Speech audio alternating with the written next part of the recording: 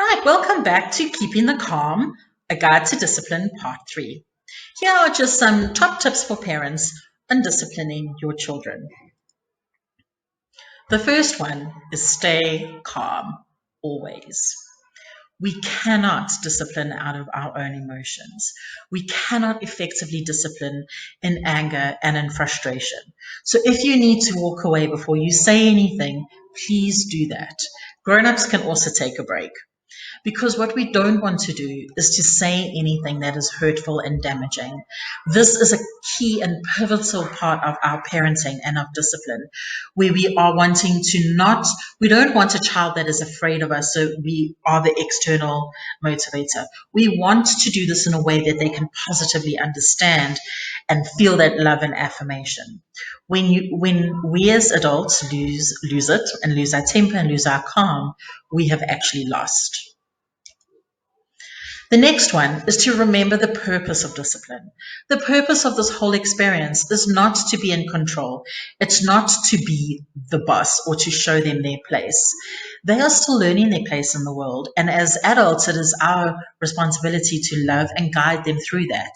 But little people have big emotions, and we also need to give them guidance on what to do with that. And even when I say little people, this also pertains to teenagers and adults. I think people just have strong emotions, and we need to be a calm and consistent person who they will never question how much we love them because they know that what we're doing is out of love.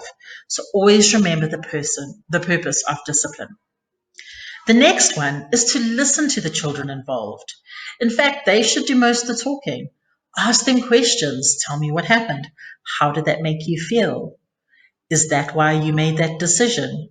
What else do you think you could have done? Listen to their side of the story, because no matter how silly and simple it sounds to us as adults, it really meant a lot to them. And they responded in that way because it made them feel a certain way. And when we can teach our children to put words to their feelings, we are setting them up for a successful life.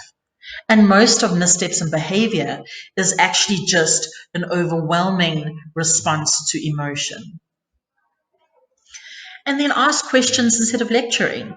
If you want your child to get to learn something like we don't punch people in the head, instead of saying we don't punch people in the head, rather ask prompting questions like, how do you think Tando felt when you punched him in the head?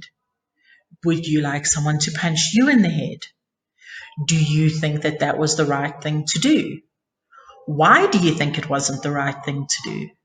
What could you have done instead? You will be amazed at how much your child can actually process. And when we ask these questions and the child is reflecting, that is the power of the learning.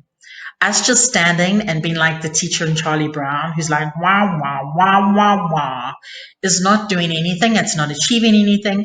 And we need to question, are we just doing this because we want to assert our dominance? Or are we wanting to truly guide our child? And good learning comes through good questioning. The next top tip is to frame the child's responsibility. That because children and humans will naturally say, well, I hit him because he took my toy. So therefore, it is his fault that I hit him.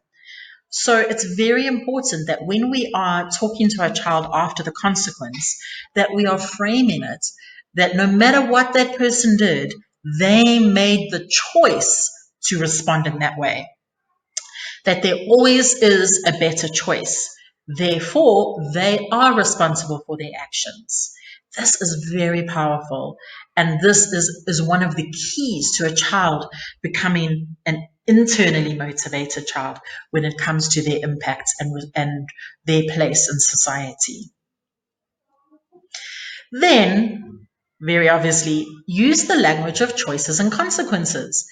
Say to them, well, you have a choice. You can even say things like, if your child doesn't want to, is giving you a hard time in the evening and they don't want to eat or they don't want to bath, you can say to them, well, you have a choice. You can eat first, or you can eat first and then bath, or you can bath first and then eat. Just giving your child that autonomy to make a decision, you will not have a struggle. They will pick one, but either way, you're winning because they're eating and they're bathing. But talk about the language of choices and talk about the language of consequences. And never think that a child is too young, because we've got 3-year-olds, young 3-year-olds that can articulate choices and consequences to us. And that's just in a school setting. How much more powerful can the language of choices and consequences be if we're talking the same language at home and at school?